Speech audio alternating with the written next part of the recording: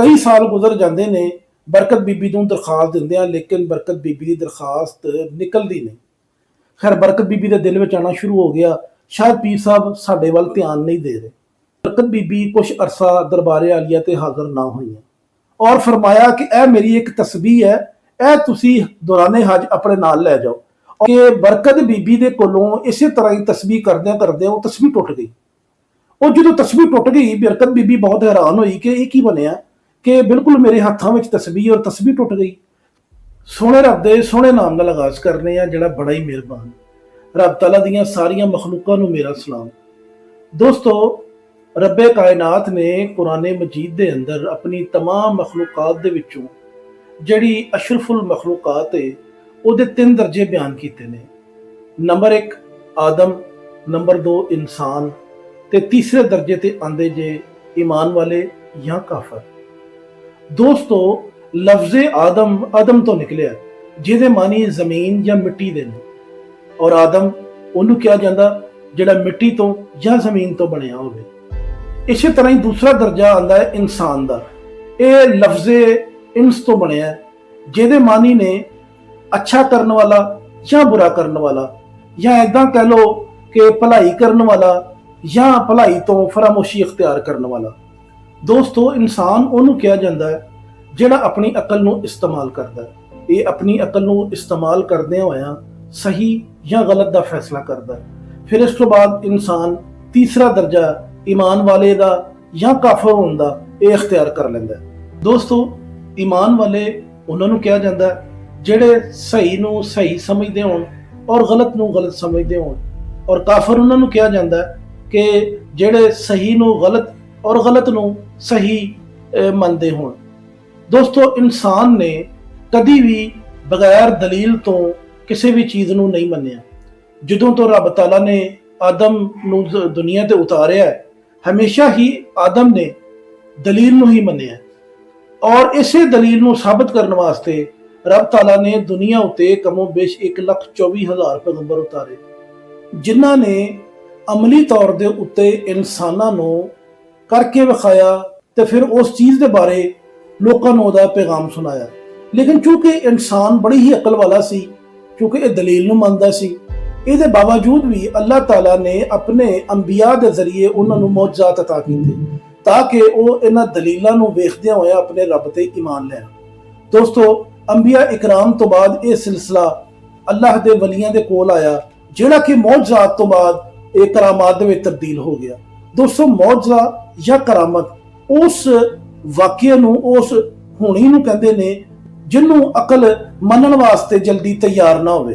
खैर दोस्तों, इस तो पहला तुसीं मेरी एक वीडियो देख चुके हो, सच्ची कहानी, जिहदे विच तकसीमे हिंदुस्तान की एक दर्दनाक कहानी बरकत बीबी के नाम तो मैं बना चुकी हूँ। खैर दोस्तों, यह वीडियो उस वीडियो का ही दूसरा हिस्सा है। दोस्तों, होया कुछ इस तरह कि जो बरकत बीबी के हालात अल्लाह ताला ने बेहतर कर दिते तो बरकत बीबी ने हज ते जान का इरादा किया। बरकत बीबी थोड़े थोड़े पैसे जोड़दिया होया इस काबल हो गई, कुछ वो बच्चों की कमाई जो नाल रलन लग पई तो बरकत बीबी ने अपनी दरखास्त हुकूमत पाकिस्तान नूं जमा करवा दी ताकि वह हज ते जा सके। खैर दोस्तों, पाकिस्तान बनन तो पहले की गल है कि जदों बरकत बीबी के खावंद मुहम्मद शरीफ शहीद जिंदा होंदे सन, उदों ये दोनों आंदे सन लखन शरीफ जल्लो मोड़ के करीब एक गाँव है, उत्थे एक दरबारे आलिया जिन्होंने लखन शरीफ दरबारे आलिया के नाम तो जानिया जाता, जिहड़ा कि अज भी लोगों वास्ते फयूज़ो बरकत का बहुत बड़ा वसीला है। दोस्तों, उत्थे बजुर्ग सन ख्वाजा पीर मुहम्मद बख्श साहब, जिहड़े मुहम्मद शरीफ जिहड़े बरकत बीबी के खावंद सन उन्होंने मुरीद हो गए तो ये हिंदुस्तान तो अक्सर ही लाहौर आया करते सन, उन्होंने कोल हाज़र होंदे सन दुआ वास्ते, बरकत वास्ते। खैर दोस्तों, जो पाकिस्तान बन गया, मुहम्मद शरीफ शहीद की शहादत हो जाती है। बरकत बीबी जिला शेखुपुरा का एक कस्बा फरूकाबाद उत्थे आके आबाद हो जाती है। ये मैं सारी तफसील अपनी उस पहली वीडियो के बयान कर चुके हैं।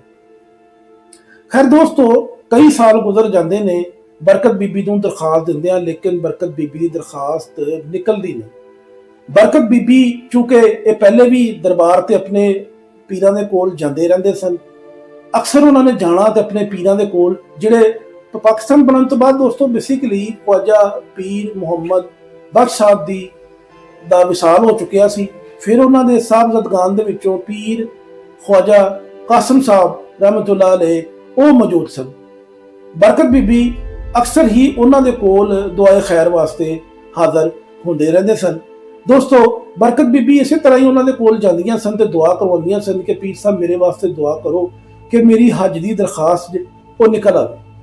ਖੈਰ ਦੋਸਤੋ ਇਹ ਸਿਲਸਿਲਾ ਕਈ ਸਾਲ ਜਾਰੀ ਰਿਹਾ, ਲੇਕਿਨ ਬਰਕਤ ਬੀਬੀ ਦੀ ਦਰਖਾਸਤ ਨਾ ਨਿਕਲੀ ਔਰ ਬਰਕਤ ਬੀਬੀ ਨੇ ਹਰ ਸਾਲ ਜਾਣਾ ਔਰ ਦੁਆ ਵਾਸਤੇ ਕਹਿਣਾ। ਖੈਰ ਦੋਸਤੋ ਇਹ ਸਿਲਸਿਲਾ ਕਈ ਸਾਲ ਚੱਲਦਾ ਗਿਆ। ਕੁਛ ਅਰਸਿਆਂ ਤੋਂ ਬਾਅਦ, ਕੁਛ ਸਾਲਾਂ ਤੋਂ ਬਾਅਦ ਬਰਕਤ ਬੀਬੀ ਦੇ ਦਿਲ ਵਿੱਚ ਆਣਾ ਸ਼ੁਰੂ ਹੋ ਗਿਆ ਕਿ ਮੈਨੂੰ ਇੰਨੇ ਸਾਲ ਹੋ ਗਏ ਨੇ ਪੀਰ ਸਾਹਿਬ ਦੇ ਕੋਲ ਜਾਂਦੇ ਆ ਔਰ ਦੁਆ ਕਰਵਾਉਂਦੇ ਆ, ਲੇਕਿਨ ਮੇਰੀ ਹੱਜ ਦੀ ਦਰਖਾਸਤ ਨਹੀਂ ਨਿਕਲਦੀ ਪਈ। ਖੈਰ ਬਰਕਤ ਬੀਬੀ ਦੇ ਦਿਲ ਵਿੱਚ ਆਣਾ ਸ਼ੁਰੂ ਹੋ ਗਿਆ, ਸ਼ਾਇਦ ਪੀਰ ਸਾਹਿਬ ਸਾਡੇ ਵੱਲ ਧਿਆਨ ਨਹੀਂ ਦੇ ਰਹੇ। ਖੈਰ ਦੋਸਤੋ ਬਰਕਤ ਬੀਬੀ ਕੁਛ ਅਰਸਾ ਦਰਬਾਰੇ ਆਲੀਆ ਤੇ ਹਾਜ਼ਰ ਨਾ ਹੋਈ।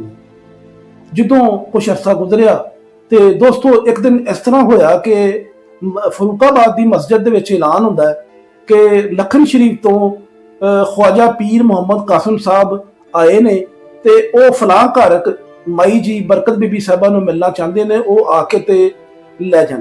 ਕਿਉਂਕਿ ਦੋਸਤੋ ਉਦੋਂ ਜ਼ਮਾਨੇ ਬੜੇ ਭਲੇ ਹੁੰਦੇ ਸਨ, ਇੰਨੇ ਵਸੀਲੇ ਟੈਲੀਫੋਨ ਦਾ ਮੋਬਾਈਲ ਦਾ ਜ਼ਮਾਨਾ ਨਹੀਂ ਸੀ ਹੁੰਦਾ ਤੇ ਇਸ ਵਜ੍ਹਾ ਤੋਂ ਪੀਰ ਸਾਹਿਬ ਨੂੰ ਚੁੱਕੇ ਉਹ ਪਹਿਲੀ ਦਫਾ ਆਏ ਸਨ, ਘਰ ਦਾ ਪਤਾ ਨਹੀਂ ਸੀ, ਉਹਨਾਂ ਨੇ ਉੱਥੇ ਆ ਕੇ ਮਸਜਿਦ 'ਚ ਐਲਾਨ ਕਰਵਾਇਆ। ਖੈਰ ਦੋਸਤੋ ਇਹ ਐਲਾਨ ਬਰਕਤ ਬੀਬੀ ਦੇ ਜਿਹੜਾ ਸਾਹਮਣੇ ਘਰ ਸੀ ਉਹਨਾਂ ਨੇ ਸੁਣ ਲਿਆ, ਕਿਉਂਕਿ ਉਹ ਵੀ ਉਸੇ ਦਰਬਾਰੇ ਆਲੀਆ ਦੇ ਮੰਨਣ ਵਾਲੇ ਸਨ, ਉੱਥੋਂ ਦੇ ਮੁਰੀਦ ਸਨ ਤੇ ਉਹ ਵੀ ਅਕਸਰ ਹੀ ਉੱਥੇ ਹਾਜ਼ਰ ਹੋਇਆ ਕਰਦੇ ਸਨ। ਖੈਰ ਦੋਸਤੋ ਸਾਹਮਣੇ ਘਰ ਦੇ ਅੰਮਾ ਜੀ ਦੌੜੇ ਦੌੜੇ ਆਏ ਔਰ ਉਹ ਮਾਈ ਬਰਕਤ ਬੀਬੀ ਦੇ ਕੋਲ ਆਏ। ਉਹਨਾਂ ਨੇ ਕਿਹਾ ਕਿ ਇਸ ਤਰ੍ਹਾਂ ਤੁਸੀਂ ਐਲਾਨ ਨਹੀਂ ਸੁਣਿਆ। ਉਹਨਾਂ ਨੇ ਉਹਦੀ ਤਫਸੀਲ ਦੱਸੀ ਕਿਸ ਤਰ੍ਹਾਂ ਐਲਾਨ ਹੋਇਆ। ਖੈਰ ਦੋਸਤੋ ਸਾਰੇ ਘਰ ਵਾਲੇ, ਗਲੀ ਵਾਲੇ ਔਰ گاؤں ਵਾਲੇ ਜਿਨ੍ਹਾਂ ਨੂੰ ਪਤਾ ਲੱਗਾ ਕਿ ਪੀਰ ਸਾਹਿਬ ਤਸ਼ਰੀਫ ਲਿਆਏ ਨੇ, ਦੌੜੇ ਦੌੜੇ ਗਏ ਮਸਜਿਦ ਦੇ ਵਿੱਚ, ਪੀਰ ਸਾਹਿਬ ਨੂੰ ਆਪਣੇ ਨਾਲ ਉਹ ਲੈ ਕੇ ਆਏ। ਪੀਰ ਸਾਹਿਬ ਬਰਕਤ ਬੀਬੀ ਦੇ ਘਰ ਤਸ਼ਰੀਫ ਫਰਮਾ ਹੋਏ। ਖੈਰ ਦੋਸਤੋ ਦੁਆ ਦਾ ਫੈਜ਼ ਦਾ ਸਿਲਸਿਲਾ ਜਾਰੀ ਰਿਹਾ। ਇੱਕ ਮਹਿਫਲ ਜੀ ਲੱਗ ਗਈ। ਇਹਦੇ ਦੌਰਾਨ ਹੀ ਪੀਰ ਸਾਹਿਬ ਨੇ ਬਰਕਤ ਬੀਬੀ ਨੂੰ ਇਹ ਖੁਸ਼ਖਬਰੀ ਸੁਣਾਈ ਕਿ ਮਾਈ ਜੀ ਅਸੀਂ ਤੁਹਾਨੂੰ ਇਹ ਦੱਸਣ ਆਏ ਆ ਕਿ ਤੁਹਾਡੀ ਹੱਜ ਦੀ ਦਰਖਾਸਤ ਨਿਕਲ ਗਈ ਆ ਔਰ ਤੁਸੀਂ ਹੱਜ ਤੇ ਜਾਣ ਵਾਲੇ ਜੀ। ਬਰਕਤ ਬੀਬੀ ਇਹ ਗੱਲ ਸੁਣ ਕੇ ਬੜੀ ਹੈਰਾਨ ਹੋਈ। ਉਹਨਾਂ ਨੇ ਕਿਹਾ ਕਿ ਪੀਰ ਸਾਹਿਬ ਇੰਨੇ ਸਾਲ ਗੁਜ਼ਰ ਗਏ ਨੇ, ਮੇਰੇ ਤੇ ਦਿਲ ਵਿੱਚ ਹੁਣ ਇਹ ਆਲਾ ਪਿਆ ਵੀ ਸ਼ਾਇਦ ਹੁਣ ਮੈਂ ਹੱਜ ਤੇ ਜਾਵਾਂ ਹੀ ਨਾ, ਲੇਕਿਨ ਤੁਸੀਂ ਕਹਿ ਰਹੇ ਹੋ ਕਿ ਮੇਰੀ ਦਰਖਾਸਤ ਨਿਕਲ ਆਈ ਆ। ਖੈਰ ਦੋਸਤੋ ਇਹ ਗੱਲ ਕਰਨ ਤੋਂ ਬਾਅਦ ਪੀਰ ਸਾਹਿਬ ਨੇ ਫਰਮਾਇਆ ਕਿ ਤੁਸੀਂ ਅੰਮਾ ਦੀ ਤਿਆਰੀ ਕਰੋ ਔਰ ਫਰਮਾਇਆ ਕਿ ਇਹ ਮੇਰੀ ਇੱਕ ਤਸਬੀਹ ਹੈ, ਇਹ ਤੁਸੀਂ ਦੌਰਾਨੇ ਹੱਜ ਆਪਣੇ ਨਾਲ ਲੈ ਜਾਓ ਔਰ ਇਹਦਾ ਬੜਾ ਖਿਆਲ ਰੱਖਣਾ, ਜਦੋਂ ਹੱਜ ਦਾ ਫਰੀਜ਼ਾ ਅਦਾ ਕਰਕੇ ਆ ਜਾਓਗੇ ਇਹ ਤੁਸੀਂ ਮੈਨੂੰ ਦੇ ਦੇਣਾ। ਖੈਰ ਦੋਸਤੋ ਬਰਕਤ ਬੀਬੀ ਦੀ ਦਰਖਾਸਤ ਵਾਕਈ ਹੀ ਨਿਕਲ ਆਉਂਦੀ ਹੈ।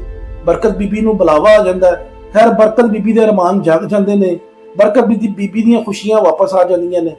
ਬਰਕਤ ਬੀਬੀ ਨੇ ਤਿਆਰੀ ਕੀਤੀ ਔਰ ਸਫਰੇ ਹੱਜ ਇਖਤਿਆਰ ਕੀਤਾ। ਖੈਰ ਦੋਸਤੋ ਮੱਕੇ ਦੀ ਪਾਕ ਸਰਜ਼ਮੀਨ ਦੇ ਉੱਤੇ ਬਰਕਤ ਬੀਬੀ ਨੂੰ ਇਹ ਸ਼ਰਫ ਹਾਸਲ ਹੋਇਆ। ਫਿਰ ਮਦੀਨਾ ਸ਼ਰੀਫ ਦੀ ਪਾਕ ਸਰਜ਼ਮੀਨ ਤੇ ਵੀ ਸ਼ਰਫ ਹਾਸਲ ਹੋਇਆ ਕਿ ਉਹਨਾਂ ਨੇ ਉੱਥੇ ਜਾ ਕੇ ਹਾਜ਼ਰੀ ਦਿੱਤੀ। ਖੈਰ ਦੋਸਤੋ ਸਾਰੇ ਹੱਜ ਦੇ ਸਫ਼ਰ ਦੇ ਦੌਰਾਨ ਔਰ ਫਰੀਜ਼ੇ ਦੇ ਦੌਰਾਨ, ਚੂੰਕਿ ਉਹਨਾਂ ਵਕਤਾਂ ਦੇ ਵਿੱਚ ਬੜਾ ਲੰਬਾ ਹੱਜ ਹੁੰਦਾ ਸੀ, ਸਫ਼ਰ ਵੀ ਬੜਾ ਲੰਬਾ ਹੁੰਦਾ ਸੀ ਦੋਸਤੋ, ਬਰਕਤ ਬੀਬੀ ਨੇ ਪੀਰ ਸਾਹਿਬ ਦੇ ਹੁਕਮ ਦੇ ਮੁਤਾਬਕ ਉਸ ਤਸਬੀਹ ਨੂੰ ਬੜਾ ਹੀ ਸੰਭਾਲ ਕੇ ਰੱਖਿਆ। ਅਕਸਰ ਉਹ ਉੱਥੇ ਮਦੀਨਾ ਸ਼ਰੀਫ ਔਰ ਮੱਕਾ ਸ਼ਰੀਫ ਉਸੇ ਤਸਬੀਹ ਦੇ ਨਾਲ ਜ਼ਿਕਰ ਅਜ਼ਕਾਰ ਦੇ ਵਿੱਚ ਮਸ਼ਗੂਲ ਰਹਿੰਦੀਆਂ ਸਨ। ਇੱਕ ਦਿਨ ਇਸ ਤਰ੍ਹਾਂ ਹੋਇਆ ਦੋਸਤੋ ਕਿ ਬਰਕਤ ਬੀਬੀ ਦੇ ਕੋਲੋਂ ਇਸੇ ਤਰ੍ਹਾਂ ਹੀ ਤਸਬੀਹ ਕਰਦਿਆਂ ਉਹ ਤਸਬੀਹ ਟੁੱਟ ਗਈ। ਉਹ ਜਦੋਂ ਤਸਬੀਹ ਟੁੱਟ ਗਈ ਬਰਕਤ ਬੀਬੀ ਬਹੁਤ ਹੈਰਾਨ ਹੋਈ ਕਿ ਇਹ ਕੀ ਬਣਿਆ ਕਿ ਬਿਲਕੁਲ ਮੇਰੇ ਹੱਥਾਂ ਵਿੱਚ ਤਸਬੀਹ ਔਰ ਤਸਬੀਹ ਟੁੱਟ ਗਈ। ਖੈਰ ਦੋਸਤੋ ਉਹਨਾਂ ਨੇ ਪਰੇਸ਼ਾਨੀ ਦੇ ਆਲਮ ਦੇ ਵਿੱਚ ਉੱਥੇ ਉਸ ਤਸਬੀਹ ਦੇ तमाम ਦਾਣਿਆਂ ਨੂੰ ਇਕੱਠਾ ਕਰਕੇ ਤੇ ਉਹਨਾਂ ਨੂੰ ਜਦੋਂ ਗਿਣਿਆ ਤੇ ਦੋਸਤੋ ਉਹਨਾਂ ਵਿੱਚੋਂ ਇੱਕ ਦਾਣਾ ਘੱਟ ਸੀ।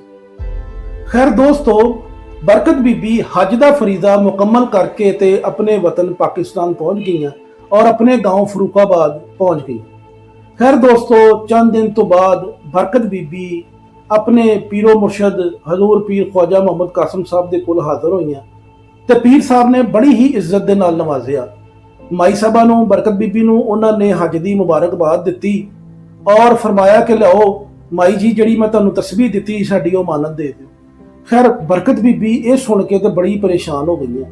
ਖੈਰ ਉਹਨਾਂ ਨੇ ਦੋਸਤੋ ਇੱਕ ਕਾਗਜ਼ ਦੇ ਵਿੱਚ ਜਿਸ ਤਰ੍ਹਾਂ ਤਸਬੀਹ ਟੁੱਟੀ ਹੋਈ ਸੀ ਉਹਦੇ ਦਾਣੇ ਸਨ, ਉਹ ਪੀਰ ਸਾਹਿਬ ਦੇ ਸਾਹਮਣੇ ਰੱਖੀ ਔਰ ਬੜੇ ਪਰੇਸ਼ਾਨੀ ਦੇ ਆਲਮ 'ਚ ਇਹ ਅਰਜ਼ ਕੀਤੀ ਕਿ ਪੀਰ ਸਾਹਿਬ ਮੈਂ ਮਾਫੀ ਚਾਹਨੀ ਆ।